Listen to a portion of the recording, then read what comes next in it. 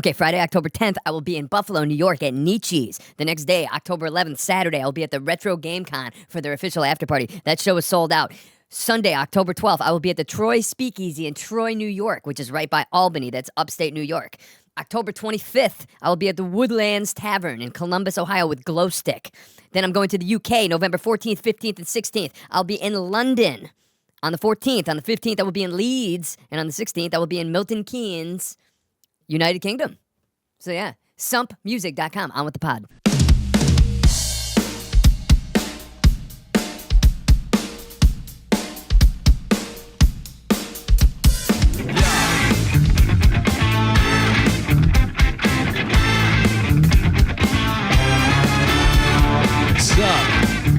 Dude, I don't know if you. When's the last time you went on a round of antibiotics? It's been a little bit, I think. It's terrible. Is it making you tired? It's making me feel like absolute shit. My stomach hurts. I've been farting. It's terrible. Hey, So you're just on tour without being on tour. can I tell you? Can I tell the audience the story about why I'm on antibiotics real quick? Of course. Okay, I'm here with Sam from Flagman. This is SUPcast number 101. We're back into it. We're doing it again. I believe the first time he and I talked was 2022, which, if you can believe it, is fucking 3 years ago, which is fucking insane. But let me tell a story real quick. There's I don't know if it's a vessel or what is it. There's some sort of, it's not a fluid sac. There's a thing on the back of your testicles. It's called the epididymis, and the epididymis, I don't know if it shoots the load specifically, but it has something to do with the shooting. And mine's infected right now. And this is going on the podcast. And so I'm on antibiotics, and turns out, little did I know that if truck drivers get epididymitis constantly, and this is something I've been dealing with, and it's starting to make sense because I talked to the doctor, and the doctor was like, hey, epididymitis, it keeps on happening to you. Do you drive a lot? And I was like, funny you should ask. And which I could tell a whole nother story about funny you should ask, because when I was living in Hollywood, I used to get paid to be in the audience of game shows, and one of the game shows was called Funny You Should Ask, and it always had Louis Anderson, rest in peace, on it. So I've been in the same room as John Lovitz and Louis Anderson, and Byron, what's the guy's name? Byron, he's the black comedian, but the TV show, do you know who I'm talking about? I think I do. So funny you should ask is why your balls are infected. Funny I should ask isn't why my balls are infected. Louis Anderson did this to your balls. Yeah, this is directly related to Louis Anderson. But it's funny because it was a TV show taping, so there would be all of these like cut scenes, and Louis Anderson, he had that, the thing. I don't know if it's a lisp, but it's a speech impediment. And he would go, funny you should ask, and I'll always remember, if anyone ever says funny you should ask, I remember Louis Anderson saying, funny you should ask. And that's my story. But anyway, yeah, I'm on antibiotics right now because I have epididymitis from sitting on my balls for too long driving around the country. Speaking of sitting on balls driving around the country, yeah. Sam, you just did some tour dates. Tell us, your turn. I did. I sat on my balls a lot. I drove from Nashville up to Minneapolis. We played some shows in between, and then I drove straight back. And that was a lot. And then I went to bed at like 11 that night, got up to go to the airport at like 4 a.m, flew back to Seattle, and then found out as I landed that I had to teach children how to rock in about 4 hours. So then I went and did that. So now I spent most of today napping, because when you drive around on your balls, it makes you tired. This is what we do. We get epididymitis. And then we sleep all day on a Wednesday. We get epididymitis, and then we take antibiotics. And I had explained, too, to the doctor. He's like, well, what exactly do you do? And I say, I drive very long distances. And sometimes I do it for not even myself. Sometimes I do it just for a job. Yeah. And it's like a truck driver that gets paid way less. Yeah. And you have to, and you're carting around people. So 2022, we met on TikTok, and now it's 2025, and I'm doing the podcast again. And what's new with you, man? Dude, everything's new. Everything. It's crazy because that feels like forever ago, but also like it really wasn't that long ago. Like I said, I'm living in Seattle now. I moved out of the swamps of Florida in April, and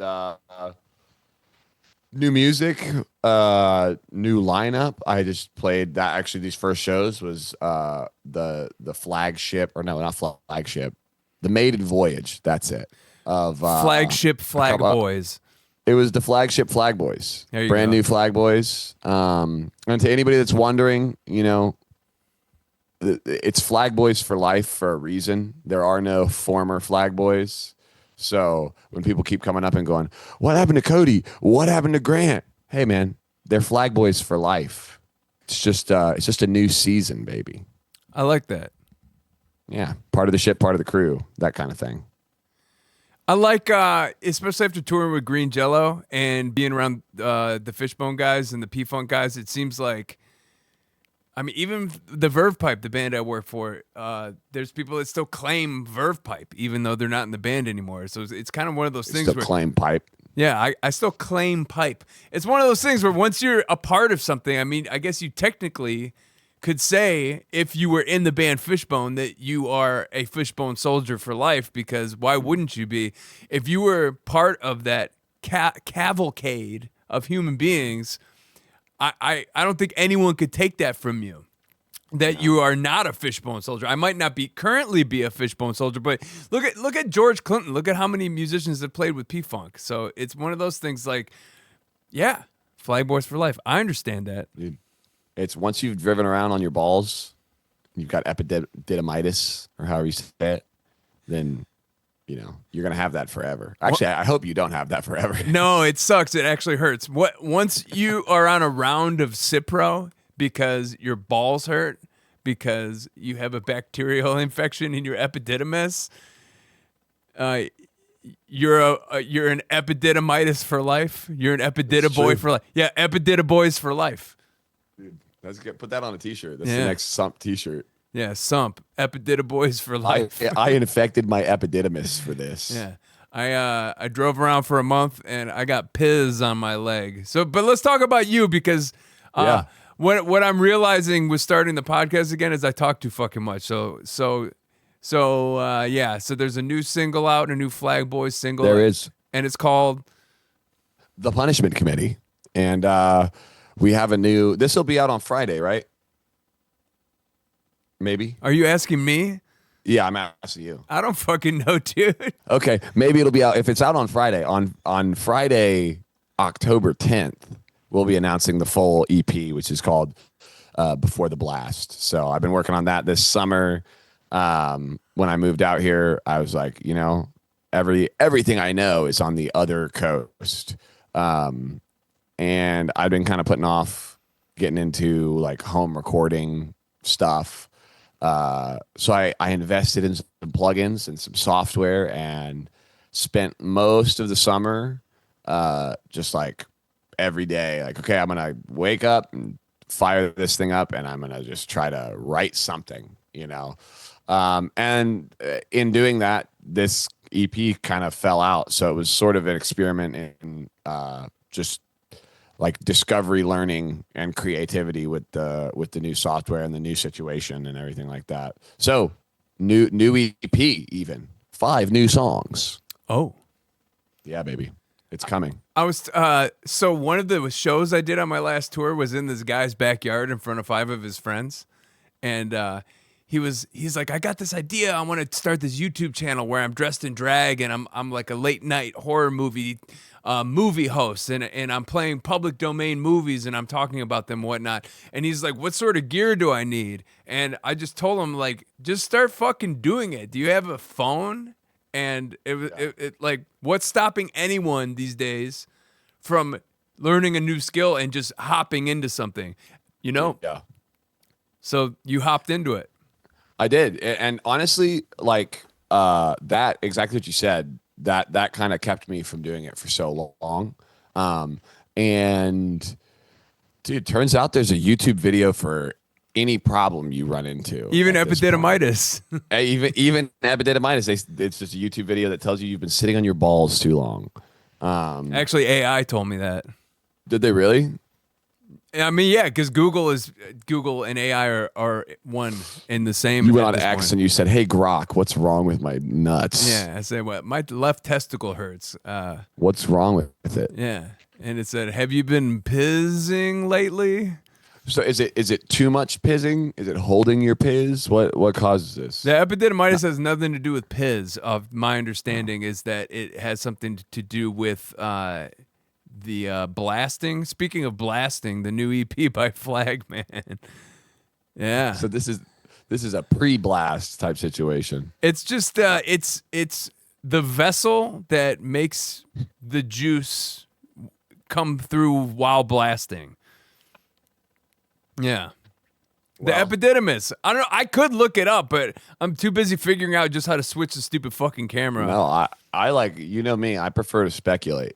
That's way more fun. Yeah, I think the world was better when we had to speculate and there wasn't an answer at the tip of our fingers. I mean, technically at the tip of my fingers is the World Wide Web, and I could look it up, but this is the flagship podcast of having a guest on this podcast again after like fucking 4 years or whatever. Dude, I'm honored to be back on as the flagship guest of episode 101, season 2. Yeah, this is season 2 of SUPcast. I told Sam, I'm like, dude, it's a good thing that you're coming on here because if it was anyone who didn't know me, this would be very rickety. So here we are, looking like a skinny Andrew WK.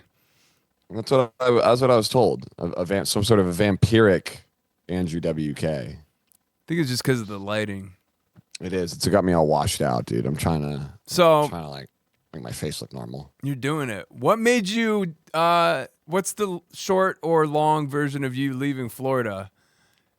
You know, kind of as we started touring more. Number one, it was just like kind of a difficult place to tour from. It was just like you're far from everything. It takes a whole day to drive out of the state.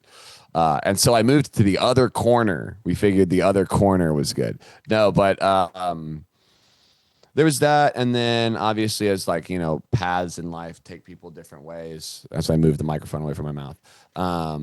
Paths. As those paths kind of diverge and it just kind of became apparent that like, you know, I'm touring, you know, my wife is working remote and we just kind of became untethered suddenly.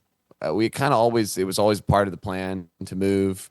Who became untethered? What's that? Are you saying collectively you and your wife became untethered? Yeah, we just sort of at the same time became like realized that, wait a second, like, because we'd always talked about moving. She was born in Florida and lived there her whole life. My family moved there in 2003, so most of my life I was there. But yeah, probably around the time that the Sick and Silent tour ended, I flew out to Seattle and we spent about 10 days house sitting for my brother. And while we were out there, that was like, as all these kind of realizations happened, because she just got a new job. I was realizing that, you know, I need to kind of relocate and retool my approach. Probably going to be, you know, expanding the rotating cast. So, you know, when that's happening for the band, it's like, well, you know, we're not doing Saturday morning band practice in my mom's garage anymore. You know, we're sending the set list out and getting together in the, you know, the city that tour starts in, and we're doing, 2 days of rehearsal, and then we're going on tour, and trading files and things like that. So, yeah, we started looking around while we were up here last November, and, you know, Florida's gotten so expensive over the last few years and everything like that we were like, well, let's just see what we can find. And we found some places that were comparable. Like, okay, my wife's job was like not only can you move, will give you more money to move. So it just kind of felt like, all the doors sort of opened at once, and it was strange. I've never had that happen before in my life where like, because normally you talk about something that you're making plans to do and it kind of feels like, oh, well, but there's this reason that you can't do it. And have you considered this? And you'd have to figure out this thing. And in this case, it felt like all of those things were just kind of like, oh no, that problem's taken care of. That other problem's taken care of, and and not that opportunity had dried up in Florida. There was still definitely things going on, but it sort of felt like all the things I had, I don't know, all the things I had going were kind of running their course in terms of like, all right, what does this lead to, and yeah, that kind of was it. It was just like, I think it's time, sort of, I felt propelled by life, How old are you, dude? I just turned 29 years old. Okay, yeah. I'm 44, so I will say that shit happens more, I believe, the older you get, because there's just, if you think about the timeline, the timeline's bigger. So you'll look retrospectively at the big decisions you made in your life, and you'll kind of frame it in a way where you're like, I just did that. I didn't really plan too much of it. It just kind of happened, Yeah. And so did you say propelled? Yeah. Yeah. It felt like it was just like life was like pushing us, it was like, go, get out of here. It happens. You've been here too long. Yeah. It was strange. There was a time where it was my wife and I, and we were just boyfriend and girlfriend, and we were on a fucking air mattress, and then we were propelled, and it's been years of propulsion, but now we have a fucking house and all these cats are running around. I'm looking at 3 of them right now. Are they watching you? It's insanity. Well, Allie got home from work and she didn't know that I was on a podcast talking about epididymitis. Talking about your nuts. Yeah, but she could only expect that I would be doing something like that. I mean, what else is it that we do? This is the thing we do. This is what we do. This is my work. This is my life. This is my passion. My passion is sitting on balls. Yeah, and getting them sick, so I have to go to the doctor.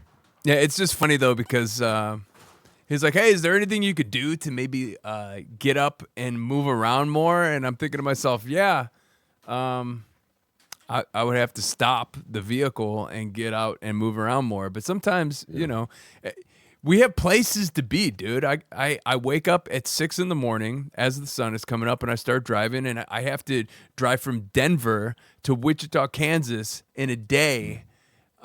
You can only piss so much. Yeah, Well, it's like, and those pit stops really start to eat up your time. You always think, or at least I always am like, dude, we have so much time no. to get where we're going. And then all of a sudden it's like, oh shit, we have to be there 15 minutes ago. How did that happen? It sneaks up on you. You wake up and it's 6 a.m. and you're like, I got all day to drive. And then next thing you know, I piss too much. So yeah, the doctor's like, maybe you can like get out and shake your testes around a little bit, get some blood flowing down there. It's like, dude, I know. I got to get the load in by 4 p.m. This high-paying, high-profile gig depends on it. Dude, people have to hear this rock music. And if it means I have to get my nuts all swollen up, then that's what I'm going to have to do, Doc. Why don't they invent a car where you can stand and drive? Well, pretty soon it's going to be, AI is going to be driving the cars for us. So, and then I'm going to be out of a job. But your nuts won't be swollen. Yeah, I mean, that will be the caveat. The caviar is that, I'll just be standing. Never had caviar. I'll be standing in a van with the Verve pipe, and we'll all just be having conversations while the van drives us. So you have to prompt the AI? You probably have to. You have to plug in an address, I'm sure. Take a left. Yeah, yeah. You have to talk. You have to tell the computer every turn. No. Yeah. Right here. Right. Yeah. Accelerate. Brake. Brake. Yeah. Brake. There's a person. Stop. Did I tell you that when I was in Austin, I was at the barbecue place and the entire parking lot of Terry Black's was a fucking traffic jam because of 3 self-driving fucking Ubers. And everyone's honking at these Ubers. They're like, "What the fuck? I'm trying to park." And it's like you're honking at a ghost, dude. Yeah, there's no one in there. That freaked me out when we were there for South by Southwest. I was like walking across somewhere and there was like a car coming with nobody in it. And I was like, that's probably, is that fine? Is that allowed? Apparently, yes. In Austin. They've got other places. Got future cars, dude. Where else do they have them? I think the Bay Area, San Francisco, maybe Portland. I'm not quite sure. But I definitely saw them in Austin, and they were plugging up the parking lot. And, it took me like 25 minutes to park, but I got a really good parking spot. So the switching isn't distracting for you on your end? No, not at all. Okay, cool. It's not breaking my flow, dude. Yeah, because, ain't nothing gonna break my stride. So when I switch the camera to you, you can just stare in your own eyes as you go on your monologue. That's what I was doing anyhow. Yeah. I'm always looking at myself in the top corner. Yeah, I'm just making faces at myself and squinting and licking my lips. Yeah, there you go. So, did you Bring Her Back? Did you see Bring Her Back? Mm-hmm. Yeah. What are your thoughts? I liked it. I would never leave a child with an Australian. That's what I'll say. That's your takeaway. That's my takeaway. That's their fault. Yeah. Yeah, it was crazy, dude. The eating stuff. There's a lot of teeth stuff in that one. Yeah, the poor possessed little boy and What little round tummy at the end, and what he does to himself uncontrollably. It's like I don't do well with that like really gory, cringy shit. And I could tell a little anecdote about that, but all right, here's a quick anecdote. I was at my old job and my wife, who was then my girlfriend, came to visit me, and she's like, "Hey, on your laptop, let's watch some television." And I'm at my job, which is I babysat drunk bands in East LA. And she's like, "Let's watch this plastic surgery fat removal show." And I was like, and it was just something on like TLC or the Learning Channel or whatever. I don't know. Like but they're removing skin from people that lost an enormous amount of weight. And just, I turned white as a ghost and almost passed out. And she had to like walk me to the bathroom because I thought I was going to puke. And then she fed me Gatorade. So, even just watching this movie, watching the little boy kind of like just chew on a knife and mutilate himself. Yeah, I was like, I just can't do it. Yeah. But I'm a glutton for punishment. How do you do with the Terrifier stuff then? You saw those, right? The thing about Terrifier is the violence is really cartoony. Sure. Okay, I see. You know what I mean? Very over the top. Yeah. The Bring Her Back violence was like it was less cartoony. It was there was a gritty realness to it, even if it was a little far fetched. Like him when the kid is like eating the fucking wood table, he's just eating wood. That shit. Wow. It was a lot, dude. But I wanted more of that cult shit. And then she's watching the tape. I was like, "Where's this tape come from? Yeah, what's going on here?" Yeah, it didn't really explain too much of that. It just showed you're supposed to piece it all together. You know what's funny is every time I watch a movie these days, I watch like an ending breakdown on YouTube because I'm like, what did I just watch? Like the Weapons, when I saw Weapons, I was just like, I need to know the meaning behind this. And then I watched the breakdown and it's like, actually, Zach Cregger never explained the meaning. He kind of pulled a David Lynch. Yeah. You know? Well, that's what's fun is there's a whole genre of like YouTube people that just make videos that go, I don't know. But they take 20 minutes to do that. Same, like, yeah, same thing with Bring Her Back. He's like, and then blah, blah, blah, blah, blah, habit. He's biting down on the table. And the next thing you know, the fucking dad dies in the shower or whatever. Yeah. But what's the guy's name? It's like Ending Explained. Yeah, those guys. And every video has the big clickbait red circle. Top 5 things you missed in long legs, and then it's just them summarizing the Wikipedia page. Pretty much, yeah. But you know, and I watch it every time. That's the thing is like you and I've had the discussion before about how so much of YouTube is like some faceless, nameless person just spouting off fucking Wikipedia shit. But I will say I watch it. I've been watching this series on YouTube. This YouTuber named More Pegasus, and he just does breakdowns of streamer drama. And I drive on tour. I drive very long distances, and I find myself listening to hours and hours of back and forth streamer drama updated daily. And I don't even watch streamers. Yeah. It's like I listen to a guy that does breakdowns of all the Rogan Sphere shit, and I don't listen to any of those podcasts. But I'll get those sometimes too. What is it? Too Lazy to Try. Too Lazy to Try. Yeah. Okay, so I'm the patron of one person on Patreon. Too Lazy to Try.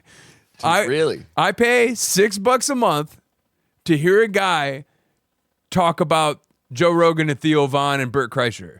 And I don't listen to any of those people, but I will pay money to hear a guy talk about it and summarize it. There's something fascinating about it. Is there something wrong with me? I don't know, because I'm watching similar style videos. So if there is something wrong with you, it's probably also wrong with me. So what's the genre of entertainment where you won't listen to the thing, but you'll listen to someone talk about the thing that you don't listen to? Is it commentary? Like a similar category to watching somebody play a game that you don't play, but that's different though, because that's like you're still getting another thing. You know what I mean? Like you're watching the game still. I don't know, because this is just like breakdown of events.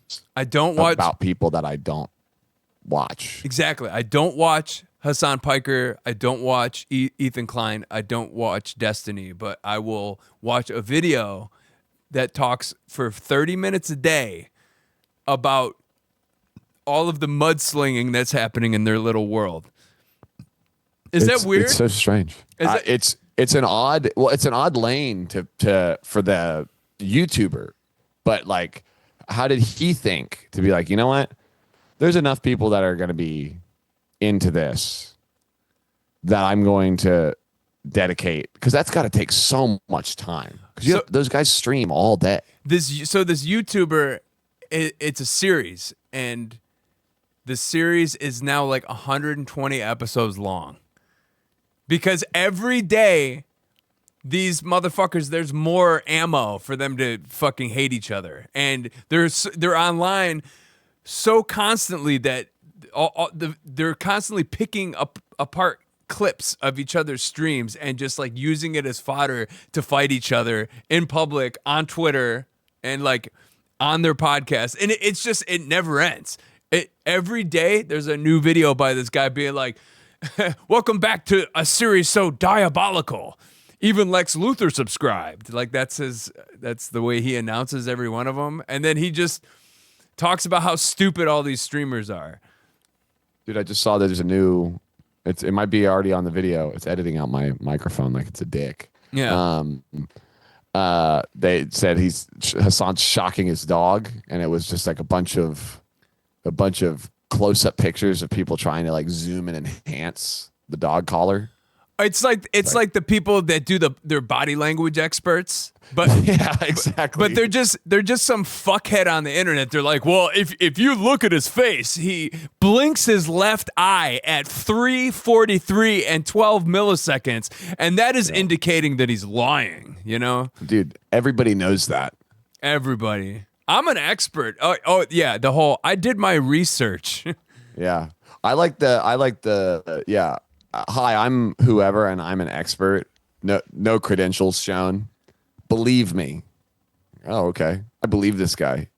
There's a prominent bodybuilder doctor guy that has a huge following on YouTube, and he just got outed as doctoring his PhD thesis, and it's crazy because all his fans are like, I don't give a fuck if I don't give a fuck if he lied about his PhD. Like he actively, from my understanding, he actively like edited the PhD document and got caught doing it, like doing like a little Photoshop like fake edit job, trying to make him look like he has a degree. He does have a degree. Like someone was like, you here's your PhD, but his actual doctoral thesis got leaked, and I guess it's like really terrible. So people were picking it apart, and then he like edited it and lied about it. So, but this is what people do. Is this a little short buff guy? I think I've seen. Yeah, this. Mike Israetel. Yeah. But look at us. We're talking about it now. But what is start happening? One of those channels. No, I don't, dude. Yeah, because it's how much of that shit would you have to watch in order to actually do breakdown videos of it? You'd have to watch all of it. It's your whole life. Yeah, your whole life is just watching. But somehow it's so like, is ubiquitous the right word? I don't know. It's a big word that I'm trying out. It's like if you're online at all, and you and I are probably, online more than the average person, given what we do. But this is stuff that we're like tangentially aware of, and somehow I still, you know what I mean? I know who you're talking about. Yeah, it's because we're on YouTube. What am I doing in my life? Yeah, we suck, dude. I'd probably get more done if I was not doing some of these things. But a lot of it's background noise, and I will say that when I'm driving to some venue and I have a 7-hour drive, I will listen to some audiobooks, and I will watch like 6 or 7 streamer drama breakdown videos, and I'll watch like fucking fitness content influencer drama channel videos. And do I watch any of these people's content regularly? No, but this is what we do.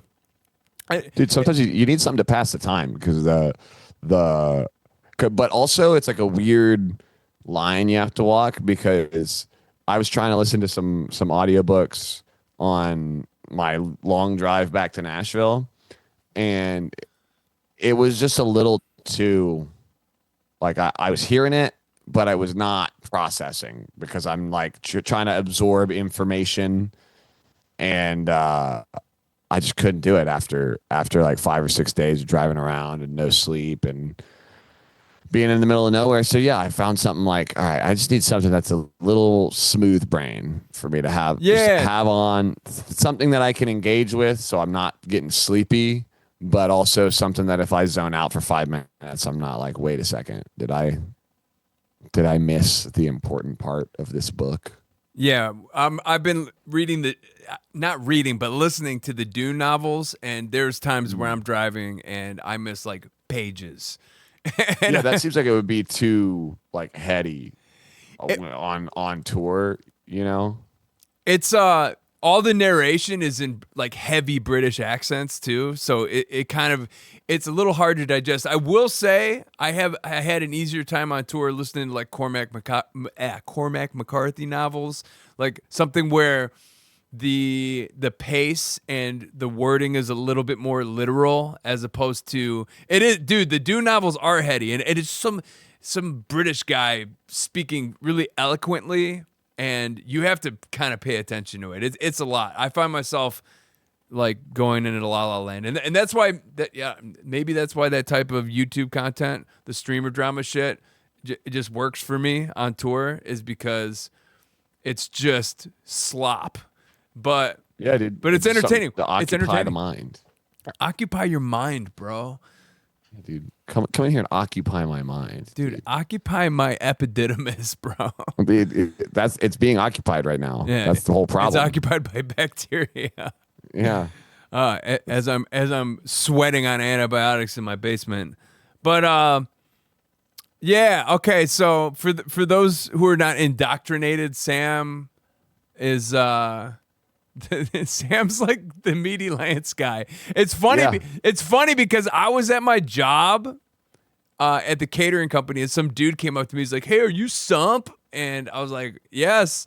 And he's like, "We love Meaty Lance," but And that's the thing is, I'm not even the Meaty Lance guy. I was just in the van and produced the song. Like this is the Meaty Lance guy right here. Here I am. Yeah. It's all in. Come occupy my sick mind, dude. My mind is sick. My balls are hurting. This is Meaty what we Lance do. is squirting. Yeah, dude. Dude, that's what you got to fix those balls so your Meaty Lance can continue to squirt. I mean, it's still operational. It's just, it's a little uncomfortable. But Sure. Yeah, real quick, while I don't know, we're like 50 minutes into this. I know you got to leave pretty soon, but I don't know. When I was a little kid, I used to change lyrics to popular songs and have them be about nonsense, about taking big dumps and make them smell good. And Sam had a similar childhood, apparently. I did. Yeah. Yeah. We were doing it with worship songs. This might hopefully, I don't know how religious the SUPcast audience is. Oh, there's hella. this song called Come Thou Long Expected Jesus. Come Thou Long Erected Penis. that was always one that got me. There's a lot of them that kind of do the work for you though. There was Fill Me Up God, which is already kind of that's the actual song title. Fill Me Up God. I'm in you. Fill me up, God. We just changed it to it was either Feel Me Up Todd or Fill Me Up Todd. Just because Fill Me Up is already very, very. It's just right there. You know. It's like you said. It does. But what the people should see is all the amount of unreleased Meaty Lance equivalents that you and I. It's like I have like a little triangle. It's like you and my brother, and we just we're all just they're coming back and forth to it's just constant. It's just constant. The Sugar Ray one's my personal favorite. Yeah, that was a really good one too. That happened on the same tour. Yeah. There was all the Daft Punk ones, which I think might have been where Meaty Lance actually started. Was Lose Yourself to Dance. Suck My Meaty Lance. Yeah. We had doing it right. We had sitting fun. on a Meaty Lance. My butt is not tight. Yeah, doing it right. Sitting on a Meaty Lance. My butt is not tight. Yeah. Damn it, dude. Yeah, we do a lot of this kind of thing. But I try to explain. And actually, what's funny is a lot of people get it. And the more popular that song is, it's got millions and millions of views on Facebook of all places. But the people who I can tell, the people who come to my shows, the people who are into Meaty Lance, they're more like normie, into dumb humor type people. Then they're not like. It's not like punk rockers or metalheads. It's like fucking dudes in button-up shirts. I fucking love Meaty Lance. We listen to it at the office. Like dudes who are forklift certified that are like in a fucking plant all day moving fucking pallets of shit. Those are like the dudes that like Meaty Lance. Here's a forklift certified flagman fact. 2 of the 3 drummers that have played in the band are forklift certified. Is Grant? Mm-hmm. Okay, who's the other one? Jarrett, who just played with us. Okay, he's forklift certified as well, huh? Dude, they forklift certified guys love playing the drums. They love being in flagman. And they love Meaty Lance. And they love Meaty Lance, yeah. But it makes sense. Yeah, back to this was last Saturday. I was at a catering event, and it was a bunch of dudes on 4-wheelers. We were in the middle of fucking nowhere. It's like, it was kind of backwoods. The vibe was backwoods. And there's a dude, drinking a Miller Lite, sleeveless shirt, and he's just like, are you SUMPP? And yeah, it's like just a fucking normie guy. So it's the 4-wheeler event. Yeah, at the 4-wheeler event. And it's just so funny because for the longest time, I was like, oh, there's definitely a certain type of person that I make music for. They're like the outcasts, the weirdos, the dudes who wear giant foam cowboy hats, like guys who, just like fucking polka dot shirts and, clown pants. I don't know, just like freaky weirdos. That's who I make music for. And the more tickets I sell doing the something, it's like normies that want to laugh. Yeah. Which is kind of interesting because, but like, what am I going to do? Be like, oh, these aren't the type of people. You can't choose who likes your shit. It just, the people who like your shit, those are the people who are going to buy tickets to come see your shows. And there's a lot of just like nice, well-mannered, regular people coming to see the weird thing that I do. And I don't know if like when you started the flag man thing, if you had a specific person in mind that I'm doing this for this, like do you ever have thought process like that? I think I had an idea, or just kind of a general idea, more like it's going to be rock guys, it's going to be metal people, but there have been a lot of that same thing, and maybe that's just being on the internet. You'll have an expectation, and sometimes it comes true, sometimes it is the Gen X guy in a fucking I saw Pantera in '94, dude, and you got sometimes it is that guy, but other times when we were playing in Wisconsin, it was a suburban mom and her two 12-year-old daughters that looked like they came from a JC Penney's, just very normal looking people, and also not who you'd expect to be into a band with a shrieking guy on the bass and a dude wearing a Wild Stallions high tops and making the guitar go woo woo. And that's the thing is the freaky weirdo type of music. I think everything, because of the internet, the accessibility of everything has hit. I don't want to say it's homogenized it, but it's gotten to the point where everything is accessible on the internet. So therefore, does it necessarily need to fit in a subculture or have a specific type of person, a specific type of fan that likes it?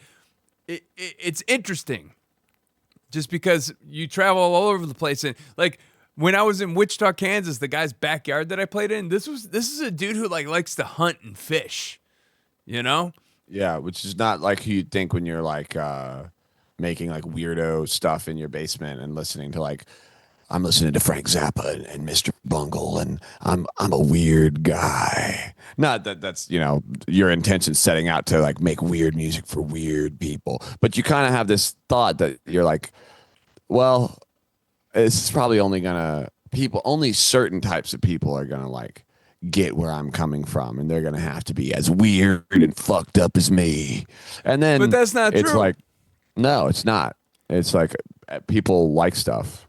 Yeah, it's all types, and that's kind of nice because it is nice. I like the fact that a normal ass person with a job, it isn't a fucking I hop trains and I haven't brushed my teeth in 16 years and and you speak to me because you're so on there. No, it's I just like to laugh and have a good time, and I like good fun music, and yeah, it's kind of nice. I don't know. It is kind of nice, and also to here come the kitties, babies. It's also kind of nice because it's not sometimes some of those people that are yeah, I am just as weird and fucked up as you. You're talking to them and you're hey man, it's just music. You know what I mean? Yeah. It's, I appreciate it, but I'm not doing brain surgery, Oh my goodness, babies are screaming. Yeah, and it's nice because you travel around and you meet people and you meet all types of different people, and the common thread is that they like your silly fucking music, and it's a blessing, and it's nice, and you shake their hand, and they buy some merch off you. They, do people bring you food? We've gotten some food. One time a guy in Boston gave us just see cats sneaking through. Yeah, sometimes they're everywhere. A guy brought us a bunch of beer that we didn't know what to do with. But I don't know if we've ever gotten like full on food. That one time though, actually with you in Cleveland or Lakewood or wherever, that guy brought us a bunch of peanut butter. Do you remember that? I do remember that. Dude, we ate that the whole tour. But for some reason on this last run, people would like show up and they're like, I brought you six different kind of Coney dogs. This one has mac and cheese on it. And I'm just like, fuck yeah, dude. And it's how do you store that? I just ate like 3 of them and I gave them to the rest of the bands. There was a band on tour from Nashville. I'm like, you guys, I can't eat all this. Yeah, I can't have 6 hot dogs. Dude, I can only have 3 of these macaroni and cheese hot dogs, dude. But yeah, shout out to Scotty C. Scotty C from Kansas City brought me all the type of hot dogs. But that's been happening more lately. That's awesome, dude. That's because you got the one everywhere I go. They've got a fucking food, dude. Well, I think, I've been, especially on social media, I've been really emphasizing the fact that I like to eat. So, dude, it's great. Well, and that's awesome too, because on tour, I find it really difficult when you're driving all day and then you're like out at weird hours. It's really hard to like not just eat like shit all the time. And by that, I mean like, well, it's 1:00 in the morning and we've got to drive to a hotel. What is open? You know, the only things that are going to be open are like stuff you get everywhere. And as part of traveling, I enjoy is eating places that are good that I can't go to right down the street from my house. Yeah, like barbecue. But sometimes it's difficult. You know what I mean? You can't like really do that. So it's nice that these people are bringing the food to you. It costs money too. That's the other thing. It does cost money. That shit's expensive, dude. Especially when you go somewhere like a little bit nicer. And you're like, I deserve this. And then at the end of the meal, you're like, I deserve nothing. So my friend Allison took me to eat at Terry Black's barbecue. I talked about this on the podcast, but for 2 of us to eat barbecue, it was like $180. It's ridiculous. Yeah. Well, and you know, once again, that's because you're paying for the name. You're paying. It's like Terry Black's is like the I don't know, the Gucci of Texas barbecue, and there's some that are even more expensive and more exclusive. It's a weird kind of like, I don't know, name recognition Gucci bag type vibe. Yeah. I mean, I guess if people come all over, if people are coming all over the food, there's a big. It's going to cost a lot of money. Right. They corral people in like cattle. It's just a big long line. It stretches all the way out to the parking lot, and you just it's what do they call it when it's like an assembly line where you're just like, you know, you go through the line and you say, I want that, and then by the time they weigh your 3 sausages, they're like, that'll be $72, please. But shouts out to Allison because that was she insisted. And you got Terry Black's barbecue, baby, and you had to see those cars. You didn't have to buy me food, thank you. So all in all, I don't think we went too far into it because we definitely got sidelined. But that's okay. I just like chatting, dude. Yeah, and that's the thing too, man, because I was thinking, I'm like, I'm going to have Sam on. Are we just going to fucking bitch about the music industry the whole time on this podcast? Because that's what we do in our private conversations. And it's like, I'm kind of glad we didn't do that. We talked about movies. We talked about ball sacks. We talked about pizzin'. That's the other things we talk about. Yeah, we talked about the entire album's worth of dick parody songs that we could potentially release if we wanted to. It's there. We have a vault of these things. You know how Prince has a vault of all his unreleased. We got just a vault of Lance songs. Dude, we really do. And it's like they keep getting better. And as we practice this skill, they keep getting better and better. And some of them I have like I think it was one of the Bryan Adams ones, or I just came up with another one. Did I send you the Hungry Like a Wolf one? Yeah. Yeah, dude, they just keep getting better, and I'm like, damn. Here, give them a taste. Do we have to do this? It was I was driving from Minneapolis. Give them a taste. A jizzing wiener is my favorite kind. I'd like to stick it in my mouth or behind. Do do do do do do do do do do do dudes. Yeah, That's dudes. all. That's all I have so far. A jizzing wiener is my favorite kind. And then I was thinking about what you said of all the categories of wiener. Jizzing wiener is my favorite one. No, I mean, yeah, because like, you know, reeking wiener, soft wiener, Hard wiener, raging wiener, small wiener, big wiener, wrinkly wiener. But my favorite is jizzing. You know, if I had to choose one. Yeah, one that is. If I had to choose a favorite. Yeah, one that is actively jizzing is my favorite kind. That's a really short window too of wiener to like. You know, it's a rare occurrence. Yeah, you know, because when you think about the actual it's a few seconds. Time that a wiener is jizzing. Yeah. Then it's not super long, you know. It's kind of you've got maybe that's why the singer of that song chose the jizzing wiener. It's because it's just such a small window. It's like literally the best moment that a wiener is in existence is when it's what it's built for. Yeah, it's when the epididymis is functioning properly. That's the wraparound of the whole episode. We've got it. So there you go. A jizzing wiener is my favorite kind because the epididymis is functional. Because if the epididymis wasn't functional, the wiener wouldn't be jizzing. Therefore, it wouldn't be my favorite. That's true. Yeah, there would be no blast. Yeah. And so it'd be all before the blast, which is the new Flagman EP. It's coming out on 10/17/2025. Yeah, so if there's no epididymis, it's pre-blast. Exactly. We've got the full circle here. Yeah, how many songs? 5 songs. And what song is out now? The Punishment Committee is out now.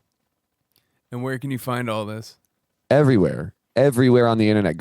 You can follow us on Flagman Band, pretty much everywhere. You can go to flagmanband.com. You can sign up for the mailing list so I can send you shit directly. Yeah, all over. Subscribe to our YouTube. Subscribe to my Substack. Do you really have a Substack? No, I don't. Flagmanband.com. Isn't Substack just like articles? You pay somebody. It's like Patreon for articles. It's Patreon for writers.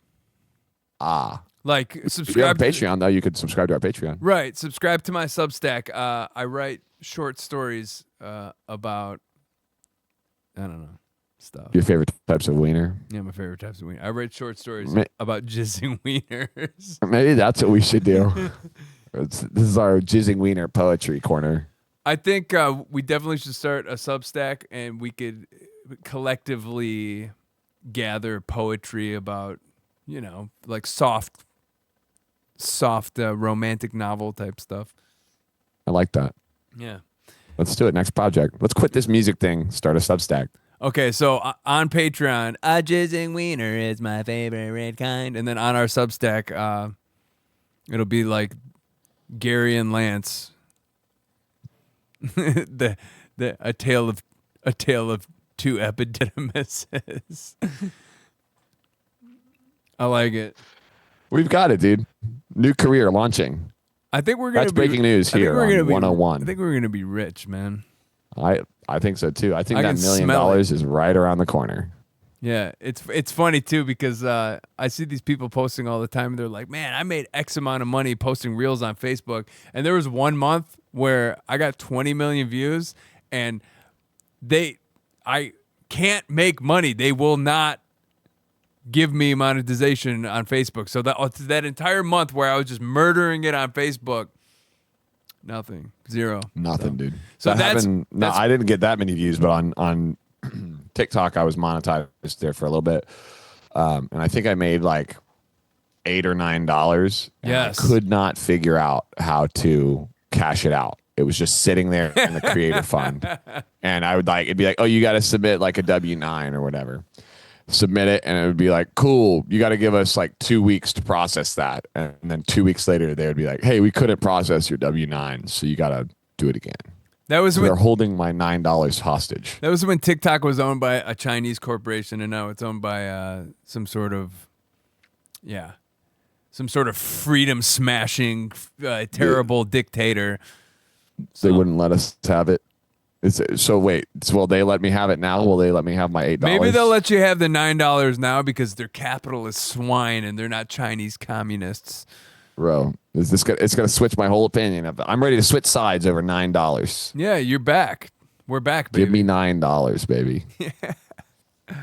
I'm sweating. I'm gonna go take my my second dose of antibiotic. Do it, dude. Get a double dose in you. So okay. I was gonna say House of a Thousand Corpses when it does that really slow backing up and it's Walt Goggins and then he shoots him in the head. I did see that in the theater in 2003 when it first came out, and it was like it was like a pin drop moment inside of the theater, and I thought it was like impactful. I was like, that movie was a wild ride, but seeing Devil's Rejects in the theater, I don't think I saw Devil's Rejects in the theater. I think you're gonna have a good time. I'll report back. I'm normally I would say I'm probably more of a House of a Thousand Corpses guy because it's just like like Texas Chainsaw kind of worship, and I love Texas Chainsaw Massacre. Yes. And then also like he just came from doing all like music videos and everything like that. You could really tell in House of a Thousand Corpses that he's like got all those crazy styles going. There's lots of weird like colorful visuals, and he kind of I think he does away with that for Devil's Rejects. He absolutely does. Just to flex his chops, Well, I think he, as far as the cartoonish nature and the colorful nature of filmmaking and all of the hodgepodge music video kind of motif that he used, I think he wanted to do a Western. I just actually saw an interview with him. He wanted it to be like a Western. So he wanted to strip it all down and use a very basic color palette and just have it be gritty and like a revenge kind of Western, 70s grindhouse kind of thing. And I haven't seen it in a long time, and I wish I could see it in the theater. That'd be fun. But dude, I'll let you know how it is. In about 45 minutes, I'm gonna go get rejected by the devil. Go get rejected, bro. Yeah, that's the tagline on the fucking movie poster. Get rejected.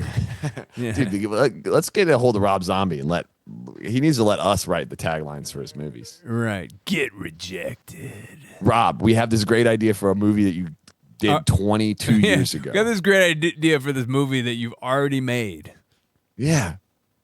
Did I tell you this? Our idea. Did I tell you the story how I was all drunk in my 20s and I went to a screening of Bubba Hotep and Bruce Campbell was doing a Q&A, and my idiot friends are like, dude, do it, and I'm like, do it.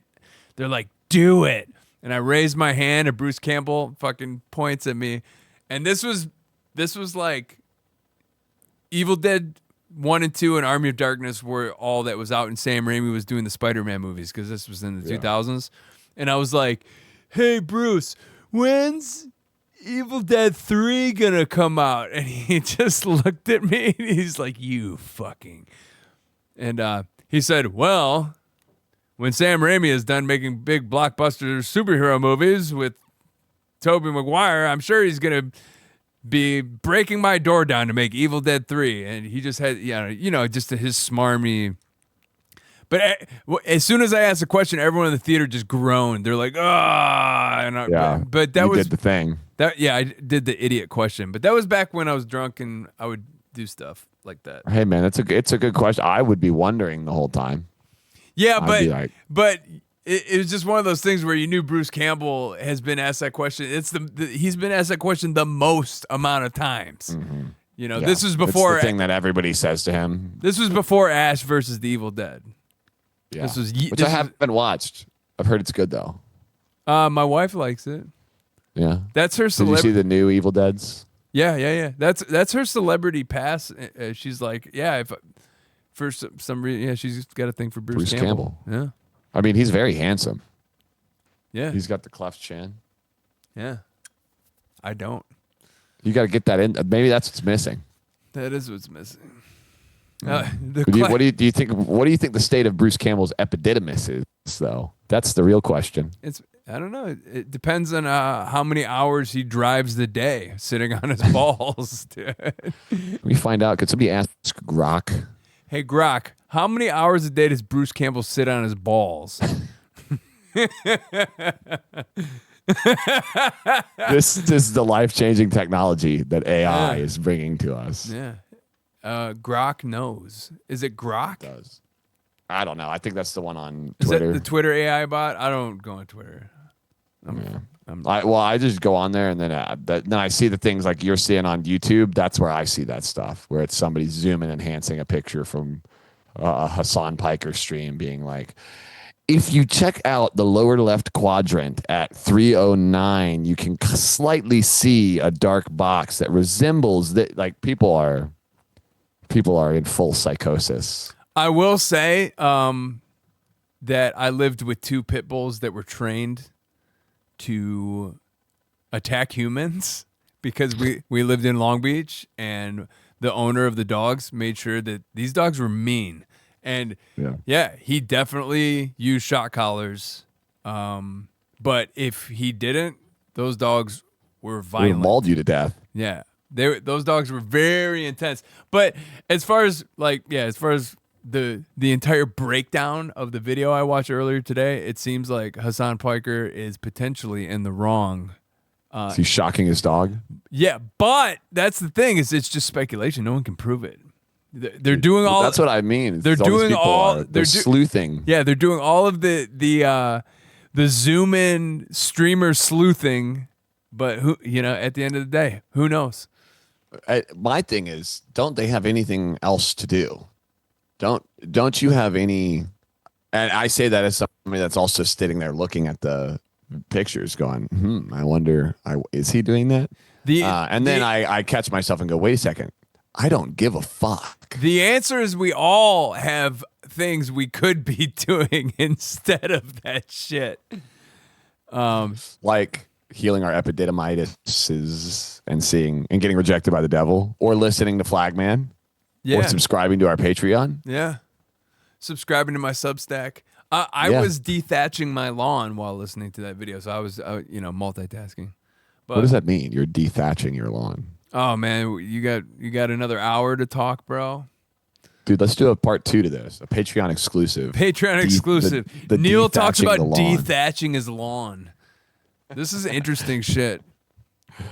This is why we're People rich. subscribe to your Patreon and they think they're gonna get more music, and it's all lawn care. This is why we're collectively rich, is because this is fascinating. This is about as fascinating as a deep dive into fucking streamer drama.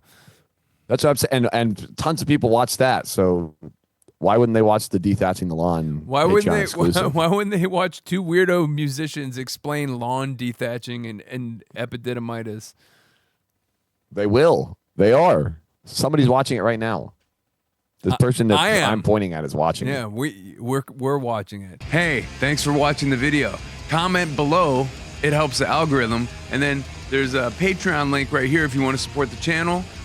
You could also subscribe. And there's another video around here that you can watch if you want to watch more stuff. Your time is greatly appreciated. Hope you have a fantastic day.